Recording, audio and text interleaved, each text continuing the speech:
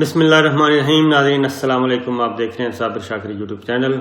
आज है 27 मार्च साल 2020 और दिन है आज जुम्मतुल मुबारक का। कुछ खबरें आपसे शेयर करते हैं। एक तो ज़ाहिर है जो वबा चली हुई है उसके बारे में अपडेट्स देंगे और उसी की रोशनी में कुछ खबरें होने वाली हैं मैच्योर, और हम कुछ बता चुके हैं, लेकिन आज का दिन ज़रा थोड़ा सा इम्पोर्टेंट होगा क्योंकि आज अहम तरीन इजलास होने जा रहा है जिसमें अहम तरीन फैसले किए जाएंगे।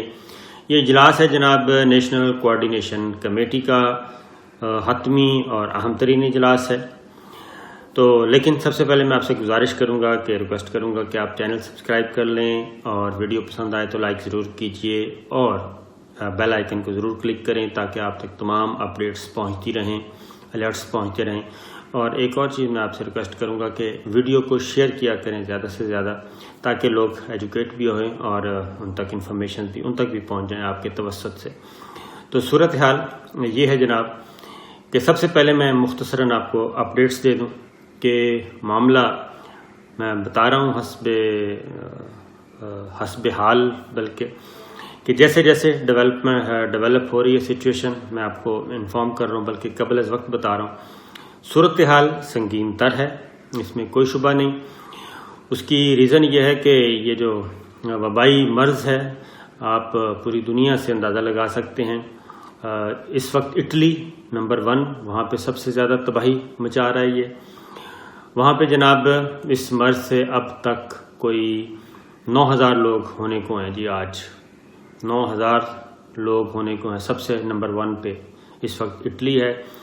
कोई आपको जगह नहीं मिल रही, अस्पतालों में नहीं है, ख़त्म हो गई है, कब्रिस्तानों में जगह ख़त्म हो गई है, लोग फुटपाथ्स पे हैं, लोग सड़कों पे पड़े हैं और उनको संभालने वाला कोई नहीं है।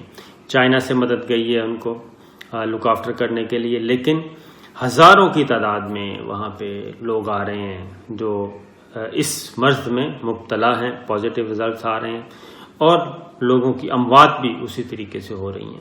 700-800 लोग डेली वहाँ पे इस मर्ज़ की वजह से मर रहे हैं। उसके बाद है स्पेन है नंबर 2 पे, और तीसरे पे कौन है? अमेरिका में जी जनाब ये होलनाक तबाही मचा रहा है और वहाँ का जो हेल्थ सिस्टम है वो कोलैप्स करने वाला है। और वहाँ पे भी सिर्फ न्यूयॉर्क में 40,000 वेंटिलेटर्स दरकार हैं, लेकिन वो भी नाकाफ़ी हैं। तो सिचुएशन बहुत ज़्यादा वर्स्ट होती जा रही है। तो उससे आप अंदाज़ा कर सकते हैं कि पाकिस्तान में आने वाले दिनों में क्या सिचुएशन है। उसकी रीज़न ये है पाकिस्तान में अभी तक रिजल्ट्स रुके हुए हैं, टेस्टिंग नहीं हो रही, टेस्टिंग किट्स नहीं है। अब जो लेटेस्ट सिचुएशन है उसके मुताबिक बहुत जल्द टेस्ट किट्स आ रही हैं और आप अंदाज़ा करें कि 1,62,000 बेड जो हैं आइसोलेशन बेड क्वारंटीन के लिए क्वारंटाइन के लिए वो मुख्तस किए गए हैं। 1,62,000 NDMA इस वक्त इस चीज़ों को देख रहा है, नेशनल डिज़ास्टर मैनेजमेंट अथॉरिटी। इससे आप अंदाज़ा कर लें कि ये सूरत हाल किस हद तक तैयारी की जा रही है। अल्लाह ताला इससे महफूज रखे, मैं बार बार कह रहा हूँ अल्लाह ताला महफूज रखे, लेकिन मामलात कुछ संगीन तर होते जा रहे हैं। और आज जो अहम तरीन इजलास है जनाब वो इजलास है NCC नेशनल कोऑर्डिनेशन कमेटी का, और आर्मी चीफ होंगे, वज़ीर आज़म होंगे, सिविल मिलिट्री लीडरशिप होगी, क्योंकि इस वक्त डिबेट ये चल रही है कि कर्फ्यू कब लगना है और कैसे लगना है और ये कितने दिन के लिए लगना है। वज़ीर आज़म इमरान खान अभी तक भी इसको अपोज कर रहे हैं। उनके पास बड़े मजबूत दलील है। वो ये कहते हैं कि अगर कर्फ्यू लगा दिया तो अगर तो वो कर्फ्यू के दौरान जो ब्रेक होगी, ब्रेक तो देनी पड़ेगी, तो फिर क्या होगा? उस जो कर्फ्यू में ब्रेक होगी उसमें ये सारी दुनिया बाहर निकलेगी और जो कॉन्सेप्ट है आइसोलेशन का और क्वारंटीन का और लोगों की सोशल डिस्टेंस का वो सारा सत्यानाश हो जाएगा। या तो पहले आप तैयारी करें मुकम्मल कि खाना घर तक पहुंचाए, हर घर तक उसकी खुराक पहुंचे, कोई लोग उनको कोई तकलीफ ना हो। इस पे डिबेट चल रही है और आज अहम तरीन इजलास है और उसमें ये फैसला होना है کہ جناب کرفیو لگنا ہے، کب لگنا ہے اور کیسے لگنا ہے، پورے ملک میں لگنا ہے یا کس طریقے سے اس کو مینیج کیا جائے گا۔ آج دھواں دھار قسم کی بحث ہوگی، دیکھتے ہیں اس میں کیا ہوتا ہے۔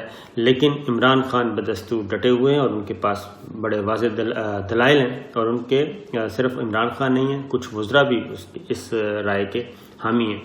دوسری رائے آپ کو پتہ ہی ہے کہ وہ دنیا بھر میں جو لاک ڈاؤن اور کرفیو لگایا جا رہا ہے اس کے اکارڈنگلی وہ کہتے ہیں لگائیں، سب کو بند کریں، اور لیکن یہ 24-36 گھنٹے بہت امپورٹنٹ ہیں آنے والے، اس میں یہ اندازہ ہو جائے گا کہ جناب ہم کس طرف جا رہے ہیں۔ پھر ایک اور چیز بھی میں آپ کو بتا دوں کہ آپ اندازہ کریں کہ کیا ہو رہا ہے۔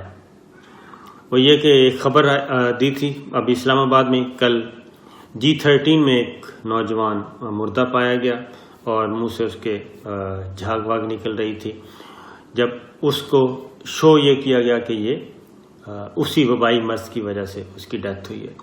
لیکن جناب میں کہتا ہوں لوگوں میں ابھی تک بھی کوئی خوف و ہراس نہیں ہے، کوئی اللہ تعالیٰ کا خوف نہیں ہے، انہوں نے کیا کیا، اب اس کے لڑکے کے جو والدین ہیں انہوں نے کیس رجسٹر کروا دیا ہے، قتل کیس۔ انہوں نے کہا کہ یہ ہمارا بچہ بالکل ٹھیک تھا، یہ اس کے گھر گیا تھا، اپنے دوست کے گھر ملنے گیا تھا، اور صبح پتہ چلا کہ اس کی ڈیتھ ہو گئی ہے۔ تو اس کو کوئی وبائی مرض نہیں تھا، بالکل تندرست تھا۔ تو جناب وہ FIR درج ہو گئی اور اس کا لڑکے اور لڑکے کے والد کو گرفتار بھی کر لیا ہے، جن پہ الزام لگایا گیا۔ تو یہ بھی ہو رہا ہے۔ اور جناب سچویشن، اگلی بات یہ بتا دوں، جو اگلی خبر ہے وہ ہے ڈالر بے قابو ہونے جا رہا ہے اس ساری صورتحال میں۔ سونا بھی مہنگا ہو رہا ہے، گولڈ جسے کہتے ہیں، فیول سستا ہو رہا ہے، 15 روپے لیٹر تو پاکستان میں سستا ہو چکا ہے، مزید اس نے سستا ہونا ہے، اور کیونکہ بدستور اس کی قیمت گر رہی ہے اور اگلے مہینے یہ امکان ہے کہ اس کا مزید گرے گی۔ لیکن ڈالر جو ہے وہ صرف 5 دن میں ڈالر 158 سے 154 تھا، 154 سے 165 تک پہنچ گیا ہے، یعنی کہ 11 روپے وہ بڑھ چکا ہے، اور آنے والے دنوں میں یہ مزید بڑھے گا۔ اور اس وقت مارکیٹ میں ڈالر نہیں ہے، مارکیٹ میں ڈالر غائب ہو گیا، لوگ دھڑا دھڑ خرید رہے ہیں اور منہ مانگے قیمت جو ہے وہ دے رہے ہیں اور اٹھا رہے ہیں۔ اس کی ریزن کیا ہے جناب؟ اس کی ریزن یہی ہے کہ وہ سمجھتے ہیں کہ آنے والے دنوں میں، کیونکہ یہ بتا دیا ہے، اندر سے خبر نکل آئی ہے کہ آئندہ صورتحال بہت خطرناک ہونے والی ہے۔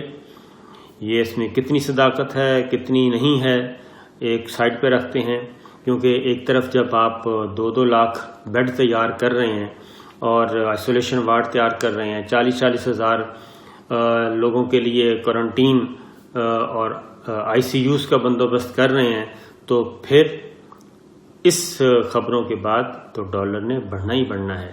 تو ڈالر انکریز ہو رہا ہے، مسلسل ہو رہا ہے، اور 170 روپے میں بھی کل شام تک نہیں مل رہا تھا، 170 روپے میں ڈالر نہیں مل رہا تھا، اور خریدار بے حساب تھے۔ یہ چیز چل رہی ہے۔ اور اس کے بعد اگلی جو خبر آپ کو میں دینے جا رہا ہوں وہ ہے آصف علی زرداری صاحب کے بارے میں۔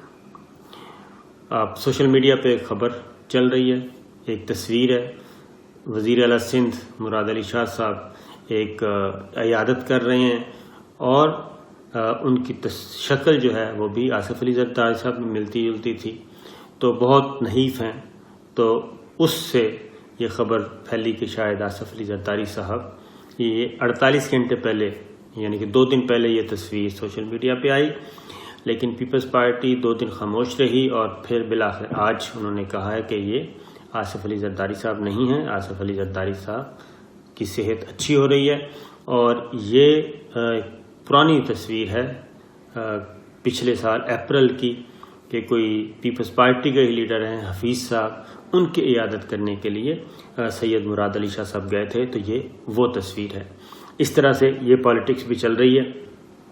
لیکن دوسری جانب جناب اب پاکستان میں صورتحال بدستور سنگین ہے اور اپوزیشن شہباز شریف صاحب آئے تو تھے لندن سے کرونا کے لیے، اس مرض کی وبا کے لیے آئے تھے، اور کیا کہنا چاہیے کہ ہیلپ آؤٹ کرنے کے لیے انہوں نے کہا کہ اس وقت قوم مصیبت میں ہے، ان کو بچانے کے لیے میں آیا ہوں. لیکن پھر ڈھونڈ اسے چراغ رخ زیبا لے کر 2 دن ہو گئے ہیں، کل سے وہ غائب ہیں، اس کے بعد ان کا کوئی پتہ نہیں ہے.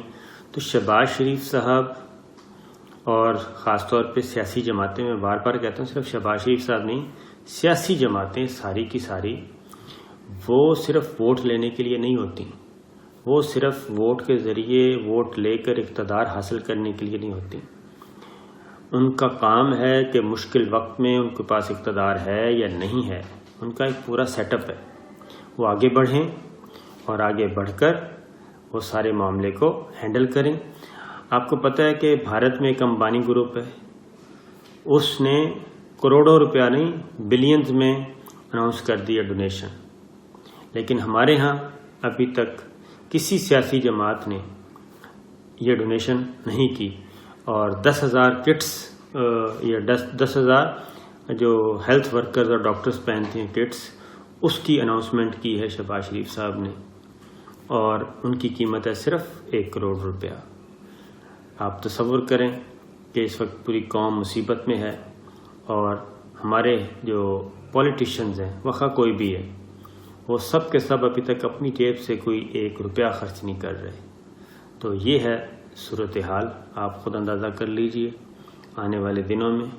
لیکن میں آپ کو پھر بتا رہا ہوں کہ احتیاط کیجئے، احتیاط میں ہی بھلا ہے، اس کے علاوہ کوئی حل نہیں ہے. تو احتیاط کیجئے اور توبہ استغفار کیجئے، کیونکہ آج جمعۃ المبارک ہے.